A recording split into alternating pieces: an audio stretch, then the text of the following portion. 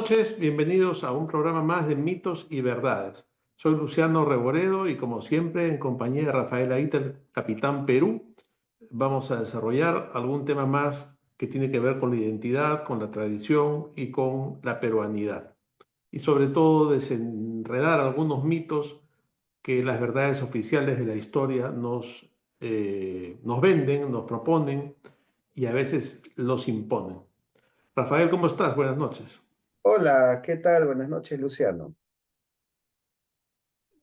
Rafael, el tema que te propongo tratar es un evento que viene pronto, que es una actividad que hacemos juntos además, que es interesante, y que yo quería primero contar un poco a nuestra audiencia de qué se trata y luego vamos a desarrollar un poquito el tema. Nuestro portal La Abeja, donde además se transmite este programa, además de la Coordinadora Republicana, está cumpliendo 10 años, ¿no? 10 años de periodismo, de información, de opinión sobre todo, desde una posición conservadora, donde también en muchas ocasiones se tocan temas como los de este programa.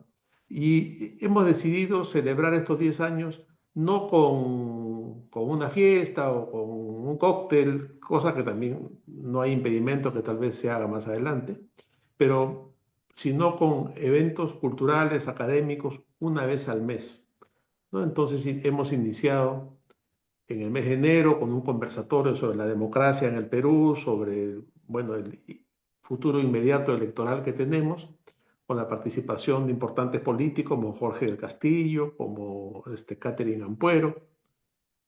En el segundo mes del año, en febrero, hemos tenido una conferencia brillante a cargo de Francisco Tudela, que trataba sobre el primer mes en el gobierno de Donald Trump, donde uno diría en un mes pues pasan muy pocas cosas, pero resulta que con personajes como Trump ha habido cientos de modificaciones en las leyes, ha habido una hecatombe internacional con ciertas posiciones suyas.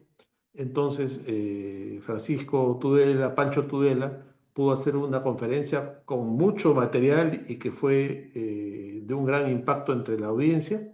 Y les comento que se puede ver, está colgada en las redes sociales de La Abeja, particularmente en Facebook, que está puesta además al inicio de la página.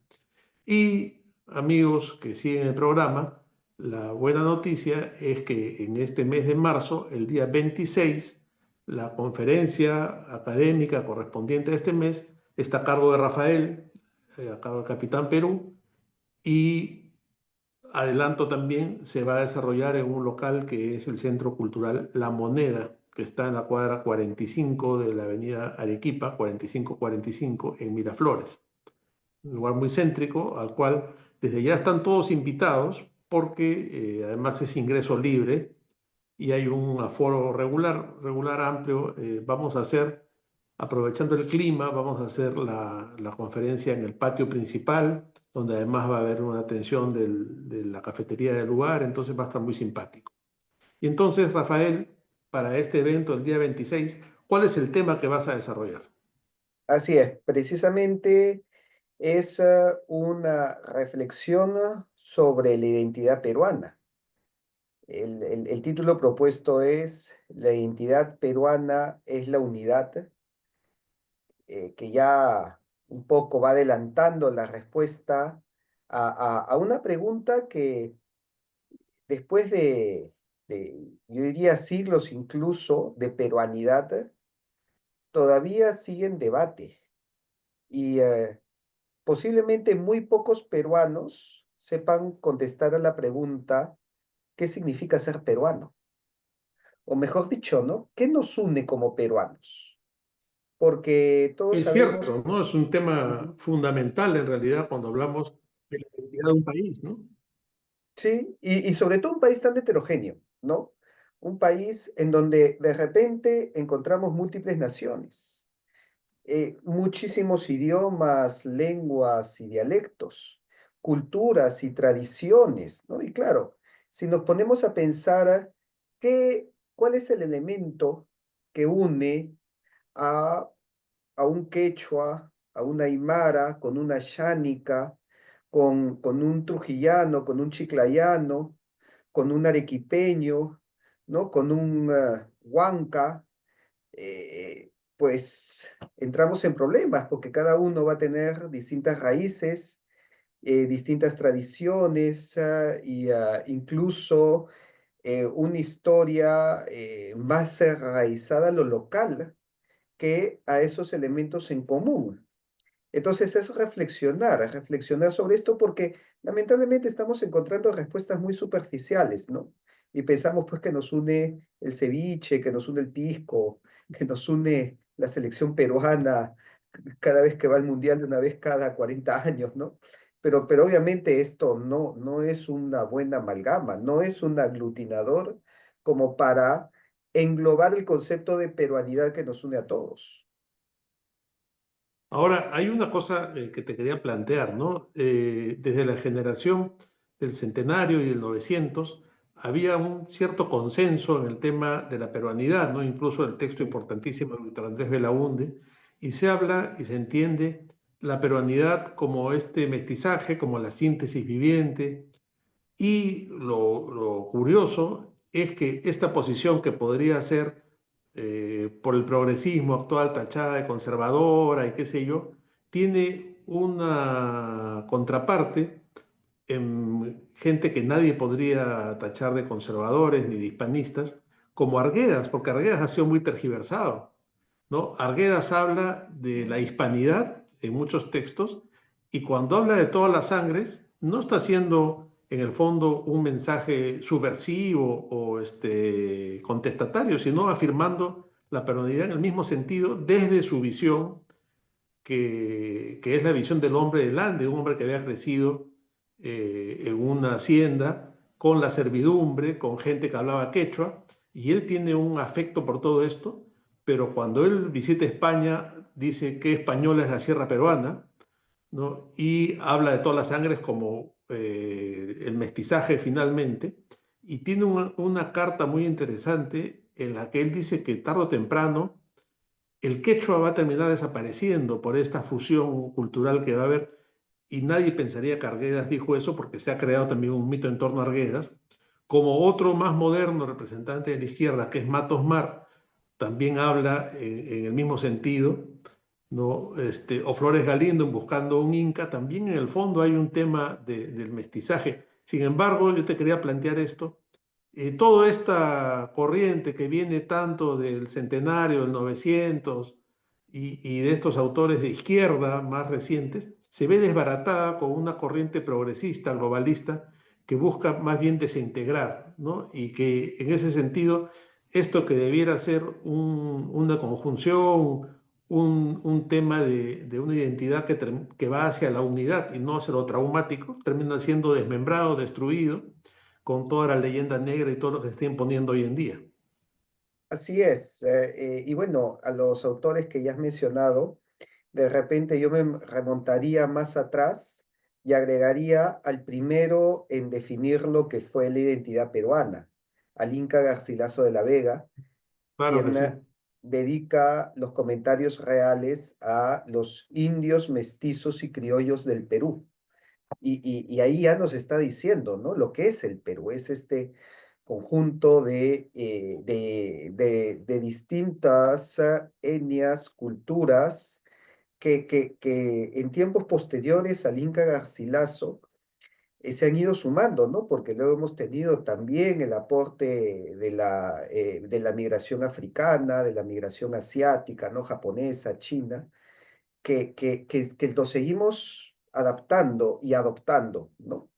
Entonces, esta síntesis viviente que hablaba Víctor Andrés Belaúnde es una perfecta definición, ¿no? De lo que es la peruanidad y que como bien mencionas, se ha visto rota por corrientes que han venido más del extranjero, ¿no? Por corrientes progresistas, postmodernistas, woke, Ah, influenciadas, sí. ¿no? Por filosofías foráneas, ¿no? Filósofos alemanes del siglo XIX, filósofos franceses del siglo XX, con un pensamiento muy ajeno al propio, ¿no? Recordemos que eh, Marx y Engels ubicaban a los incas como una cultura en el barbárico superior. O sea, ni siquiera la consideraban civilización. Entonces, porque claro, la visión materialista te lleva a un análisis en que los medios de producción incaicos no incluían pues la rueda, no incluían el hierro, la forja y toda una serie de tecnologías que más bien se identifican con la civilización. Entonces, desde el punto netamente materialista, sí, pues, ¿no? Estamos hablando de que estaríamos en el barbarismo. Pero la cuestión es que, y es algo que yo siempre repito y siempre insisto, es imposible analizar al Perú desde el punto de vista materialista. Es un Así es. sinsentido, porque para empezar, estamos hablando de un territorio, no vamos a mencionar el número de iglesias para que no se identifique con la religión. Solamente en el periodo prehispánico tenemos identificadas 27.000 huacas y oráculos de las que hemos encontrado, porque hay muchísimas más que seguramente no hemos encontrado. Es algo totalmente desproporcional a lo que es el tamaño de nuestro territorio. Eso significa que en el Perú siempre ha existido una mística y una mítica, una tendencia hacia lo sobrenatural, que daba mucho más prioridad a lo que podría ser los métodos de producción, ¿no? Que se enfoca el materialismo. Entonces, claro, Una tendencia a lo metafísico, ¿no? a lo metafísico, a lo que va más allá de lo sensible.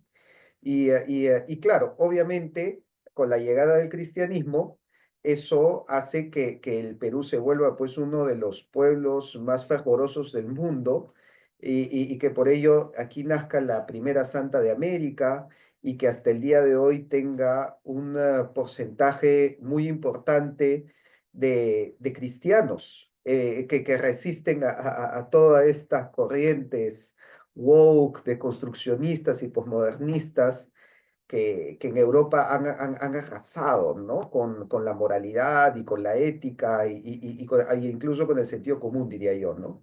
Entonces, todo eso es parte de nuestra identidad. No se puede entender desde el materialismo, ¿no?